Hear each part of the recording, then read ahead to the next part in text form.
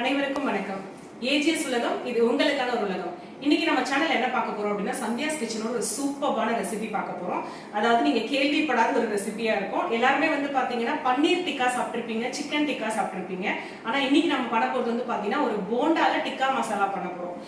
இது வந்து ஏன் இந்த ரெசிபி வந்து நான் கொடுக்குறேன் முக்கியமா அப்படின்னா, நார்மலா எனக்கு வந்து பாத்தீங்க அப்படின்னா போண்டா பிளெயினா சாப்பிடுறதே எனக்கு சுத்தமா பிடிக்காது. அது சாப்பிடணும் அப்படின்னா ஒரு சட்னி இல்ல சாம்பார் அது மாதிரி ஏதாவது தான் சாப்பிடுவேன். அப்படி இல்ல அப்படின்னா எனக்கு இந்த போண்டா வந்து பாத்தீங்கன்னா இது மாதிரி இந்த டிக்கா மசாலா இது மாதிரிலாம் பண்ணா எனக்கு ரொம்ப பிடிக்கும். ஸோ பேரே ரொம்ப வித்தியாசமா இருக்குல்ல, அதே போல டேஸ்ட்டும் வந்து பாத்தீங்கன்னா ரொம்ப சூப்பரா வித்தியாசமா இருக்கும். வாங்க இப்ப நம்ம எப்படி செய்யறதுன்னு சொல்லிட்டு பார்க்கலாம். ஸோ ஃபர்ஸ்ட் அதுக்கு தேவையான இன்கிரிடியன்ஸ் பார்த்துடலாம். இது பாத்தீங்கன்னா ஒரு 2 வெங்காயம் வந்து கட் பண்ணி வச்சிருக்கேன். இது வந்து பார்த்தீங்கன்னா போண்டா மேக் பண்ணுறதுக்காக வந்து கடலை மாவு எடுத்திருக்கேன், ஒரு 3/4 கப் கடலை மாவு எடுத்திருக்கேன். அதுக்கப்புறம் அரிசி மாவு ஒரு 1/4 கப் எடுத்திருக்கேன். ஒரே ஒரு ஸ்பூன் வந்து பார்த்தீங்கன்னா கோதுமை மாவு எடுத்திருக்கேன். இது வந்து கார்ன் கொஞ்சம் உதுத்து வச்சிருக்கேன், கொத்தமல்லி, கருவேப்பிலை, ஸ்ப்ரிங் ஆனியன் கொஞ்சம் கட் பண்ணி வச்சிருக்கேன், capsicum, green colour capsicum yellow இருக்குன்னா எல்லாமே எடுத்துக்கோங்க. ஃப்ரெஷ் க்ரீம் கொஞ்சம் எடுத்து வச்சிருக்கேன், Kashmiri chilli powder, normal chilli powder, salt, இது எல்லாமே வந்து தனியாக வறுக்கிறதுக்கு வச்சுருக்கேன். அதாவது 1 டேபிள் ஸ்பூன் வந்து தனியா, 1 டேபிள் ஸ்பூன் வந்து சீரகம், 1 டேபிள் ஸ்பூன் மிளகு, 1 இலை, 1 பட்டை வந்து பார்த்தீங்கன்னா தாளிக்கிறதுக்கு, இது வந்து வறுக்கிறதுக்கு மிளகா. அதுக்கப்புறம் ஒரே ஒரு 1/2 தக்காளி வந்து பார்த்தீங்க அப்படின்னா கட் பண்ணி வச்சுருக்கேன். சரி, இப்போ வந்து ஃபர்ஸ்ட் நம்ம என்ன பண்ணலாம் அப்படின்னா போண்டா செஞ்சிடலாம். இப்போது கடலை மாவு போட்டுக்கிறேன், அரிசி மாவு வச்சுருக்கிறத போட்டிருக்கேன், கோதுமை வச்சுருக்கு இல்லைங்களா, அதையும் மிக்ஸ் பண்ணிக்கிறேன். அதில் கொஞ்சம் எனக்கு தேவையான அளவு காஷ்மீரி சில்லி பவுடரை வந்து அதில் ஆட் பண்ணிக்கிறேன். சும்மா கலருக்காக தான் ஆட் பண்ணுறேன். அதுக்கப்புறம் கொஞ்சம் சால்ட்டு போட்டுக்கோங்க.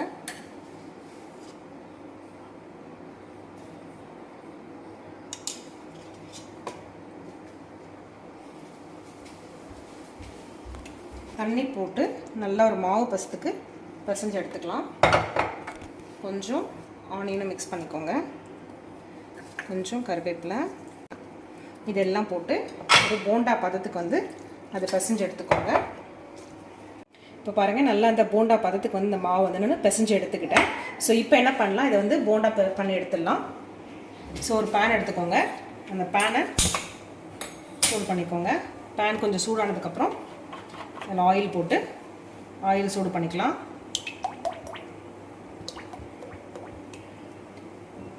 ஆயிலுக்கு சூடாகட்டும். சூடாயிடுச்சு. ஸோ இப்போ நம்ம வந்து போண்டாவை பொரிச்சு எடுத்துடலாம். வந்து ரொம்ப குட்டி குட்டி குட்டியாக நான் போட்டுக்கிறேன்.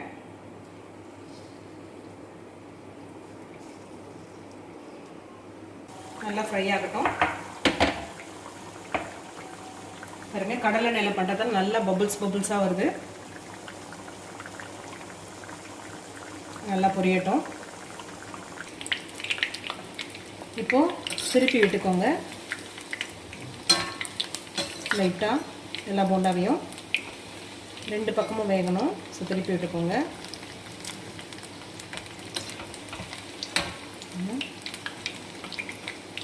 திரும்ப வேகட்டும் கொஞ்சம். பாருங்கள், எல்லாமே அழகாக வெந்து ரெடி ஆகிடுச்சு. ஐ திங்க் நம்ம எடுத்துடலாம்னு நினைக்கிறேன். ஸோ இப்போ எடுத்துடலாம். எடுத்து அந்த எண்ணெய் வடிகிறதுக்காக ஒரு டிஷ்யூ பேப்பர் போட்டு அதில் வச்சுக்கோங்க. பார்க்கறதுக்கே சூப்பராக இருக்குது. ஸோ எங்கள் வீட்டில் வந்து பார்த்திங்கன்னா இந்த ஃபஸ்ட்டு ப்ராசஸ்லேயே வந்து எல்லாத்தையும் காலி பண்ணிவிடுவாங்க. இப்போ என்ன, போண்டா அப்படியே ரெடியாக இருக்கட்டும். இப்போ போண்டா ரெடி ஆகிடுச்சு. இப்போ நம்ம மசாலா ரெடி பண்ணிடலாம், டிக்கா மசாலா ரெடி பண்ணிடலாம். ஒரு பேன் எடுத்துக்கோங்க, வச்சுக்கோங்க. ஸோ இப்போ என்ன பண்ணுங்க, நம்ம கேப்சிகம் இந்த ஆனியன் வச்சுருக்கோம் இல்லைங்களா, டாஸ் பண்ணி எடுத்துக்கலாம் ஆயில்லையே.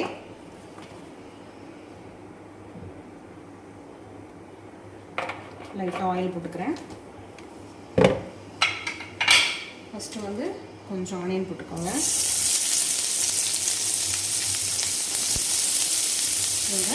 குழம்புமிளகாய் போட்டுக்கோங்க. ரெண்டுத்தையும் லைட்டாக டாஸ் பண்ணிக்கோங்க. இந்த கார்னையும் மிக்ஸ் பண்ணிக்கோங்க. இது வதக்கிறதுக்காக சீக்கிரம் வதங்க கொஞ்சம் லைட்டாக சால்ட் போட்டுக்கோங்க.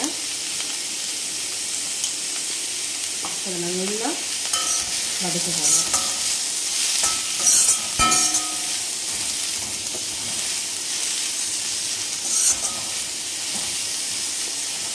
இது நல்லா வதங்கட்டும்.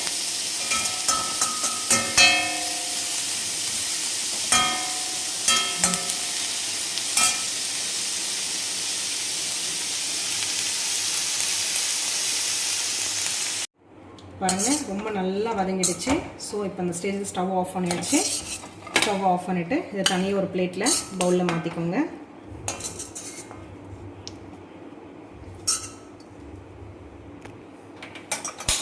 இப்போ நம்ம திரும்பி என்ன பண்ணுறோம், அதே பேனில் ஆயில் போட்டுக்கலாம். ஆயில் போட்டுட்டு ஆயில் கொஞ்சம் லைட்டாக சூடாகட்டும். ஆயில் கம்மியாகவே போட்டுக்கோங்க.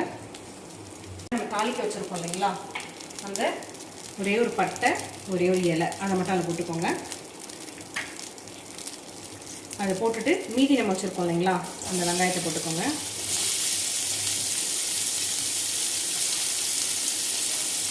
ஆனியன் போட்டுக்கோங்க. இந்த ஆனியன் நல்லா வதக்கிக்கோங்க.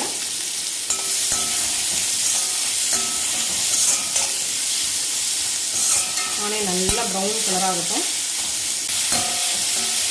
ஆனியன் பாருங்கள் நல்லா வதங்கி ப்ரௌன் ஆகிடுச்சு. இந்த சமயத்தில் நம்ம சும்மா டேஸ்ட்டுக்காக ஃப்ளேவருக்காக வச்சுருக்கோம் இல்லையா, அந்த தக்காளி சும்மா ஒரு ஆஃப் தக்காளி அதை ஆட் பண்ணிக்கோங்க. அதை ஆஃப் பண்ணிவிட்டு நல்லா கலந்து விட்டுக்கோங்க. இப்போ தக்காளி வந்து வளர்க்கணும்னு சொல்லிட்டு அவசியம் கிடையாது. ஜஸ்ட் சும்மா அது வந்து இதுக்காக தான் ஆட் பண்ணுறோம். சும்மா கலந்து விட்டுக்கோங்க. போண்டா எடுத்து உள்ளே போட்டுக்கோங்க. போட்டுட்டு நல்லா ஒரு தடவை இந்த மசாலா கூட கலந்து விடுங்க.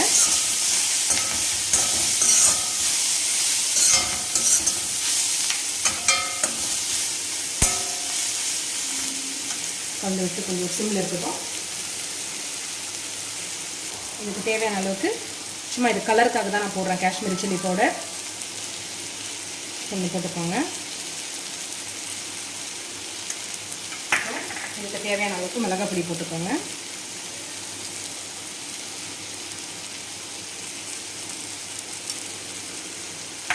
நல்லா ஒரு தடவை மிக்ஸ் பண்ணி விட்டுக்கோங்க.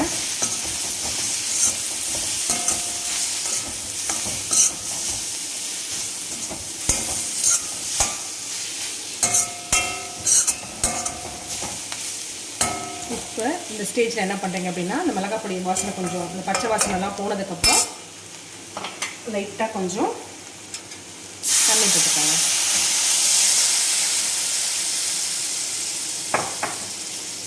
தண்ணி போட்டுட்டு அது வந்து நல்லா மிக்ஸ் பண்ணி விட்டுருங்க. ஸோ இது கொஞ்சம் லைட்டாக வந்து குக் ஆகட்டும். அதுக்குள்ளே என்ன பண்ணலாம் நம்ம அப்படின்னா, நம்ம வறுக்கிறதுக்கு வச்சுருக்கோம் இல்லைங்களா, அந்த பொருளெல்லாம் வறுத்து எடுத்துகிட்டு வந்துடலாம். ஒரு பக்கம் பேன் வச்சுக்கோங்க.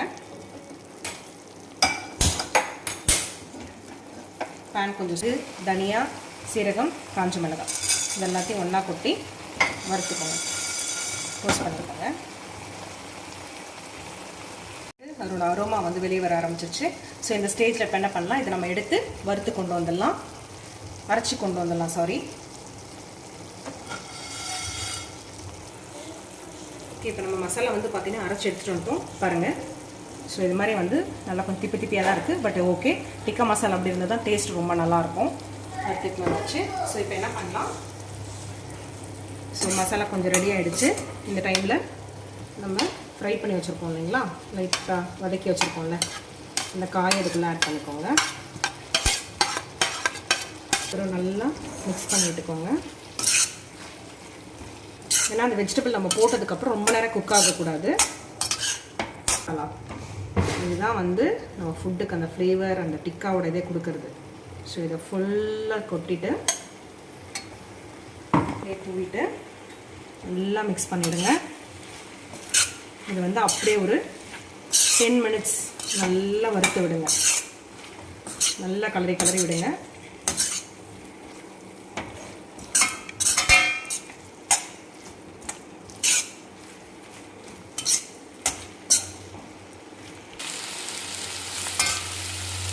பாருங்கள், சூப்பராக ரெடியாக இருக்குது. ஸோ பார்க்குறதுக்கு எப்படி இருக்குது பாருங்கள், டெக்ஸ்சர் எப்படி இருக்குது பாருங்கள்.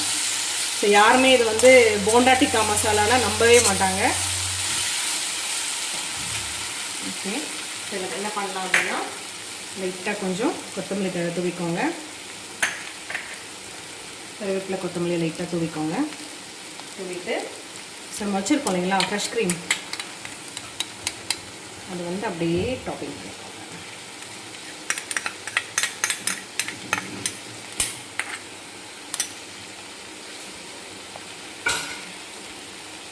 எனக்கு நல்லா ஒரு தடவை மிக்ஸ் பண்ணி அழகாக ரொம்ப சூப்பராக ரெடி ஆகிடுச்சு. ஸோ இப்போ என்ன பார்த்தீங்கன்னா இறக்குற ஸ்டேஜ் இது. லாஸ்ட்டாக என்ன பண்ணுங்க, நம்ம வச்சுருக்கோம் இல்லையா ஸ்ப்ரிங் ஆனியன், அது நல்லா ஒரு கைப்பிடி அளவு எடுத்து தூவிட்டு ஒரு தடவை நல்லா கலந்து விட்டுக்கோங்க. ஸோ நம்மளோட சுவையான சூப்பரான போண்டா டிக்கா மசாலா ரெடி ஆகிடுச்சு. இப்போ நம்ம ஹாட்டாக சர்வ் பண்ணி சாப்பிட்லாம். எப்படி இருக்குன்னு சொல்கிறேன். இப்போ நம்ம இதை எடுத்து சாப்பிட்டு பார்த்துடலாமா? வாவ், பார்க்குறதுக்கே பயங்கர எம்மியாக சூப்பராக இருக்குது. எப்படி இருக்குது பாருங்கள். லைட்டாக கொஞ்சம் ஃபினிஷிங் பண்ணிக்கோங்க. இப்போ நம்ம இது எப்படி இருக்குன்னு சொல்லிட்டு எப்படி இருக்குது பாருங்கள். டேஸ்ட் பண்ணி பார்த்துடலாமா?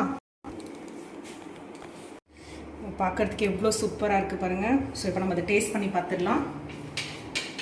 ஸோ இந்த போண்டா வந்து உடச்சி உங்களுக்கு காமிக்கிறேன். எப்படி இருக்குது பாருங்கள்.